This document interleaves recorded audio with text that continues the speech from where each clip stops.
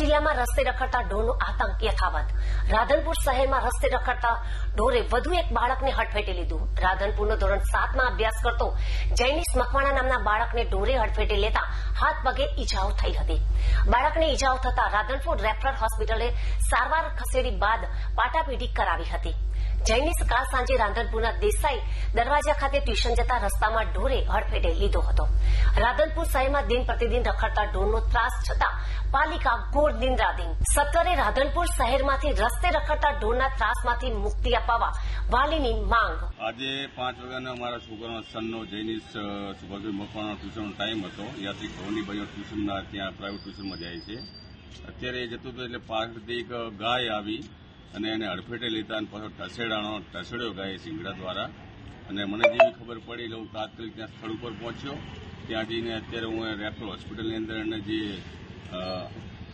સારવાર કરાવડાવી છે અને પાટાપિંડી પણ કરાવડાવી છે. તો આ બેદરકારી માનો છો કે શું છે?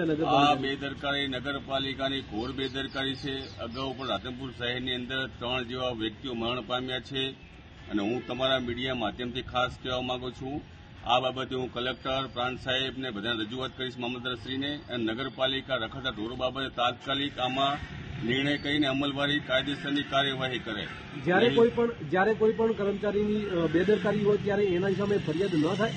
100% ફરિયાદ થાય. કારણ કે આવા તો અગાઉ પણ 3 કિસ્સા રાધનપુર શહેરની અંદર બન્યા છે. અને અત્યારે મારે એકનો એક છોકરો છે.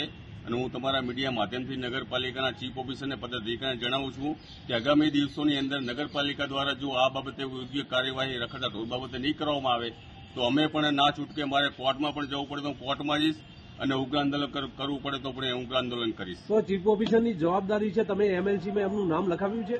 100% મેં રજૂઆત પણ અહીંયા કરી છે. સરકારી હોસ્પિટલ એ લોકોને એવું કહેવું છે કે કોઈ આપણે સાધનનો એક્સિડન્ટ થયો તો અમે આમાં વર્ધી લઈ શકીએ છીએ, બાકી રખડા ઢોર બાબતે અમે કઈ આમાં કરી શકીએ નહીં એવું કહેવું છે. તો શું આ બેદરકારી નથી ચીફ ઓફિસરની? 100% બેદરકારી છે. હું આજે પણ નગરપાલિકામાં જઈને આવ્યો છું ને આજે પણ નગરપાલિકામાં જે ઘટના બની મારા બાળકની મેં જોયું તો નગરપાલિકામાં જ ખુદ ગાયોના ઢોર રખડે રહ્યા. અહીંયા ફરિયાદ નથી લીધી તો કોર્ટમાં જવાની તમારી 100% બાબતે હું કોર્ટમાં જવાનો છું. અને આ જાહેર હિતમાં છે. આજે મારા બાળકને થયું છે, આવનારા દિવસોમાં રાધનપુરના કોઈ પણ વ્યક્તિને થઈ શકે છે. 100% આરોપી નગરપાલિકાના ચીફ ઓફિસર પણ હોઈ શકે અને પદાધિકારી પણ હોઈ શકે. કારણ કે આ જવાબદારી માત્ર ને માત્ર નગરપાલિકાના વિસ્તારમાં આવતા રહેતા નગરપાલિકાના ચીફ ઓફિસરની અને પદાધિકારીની છે.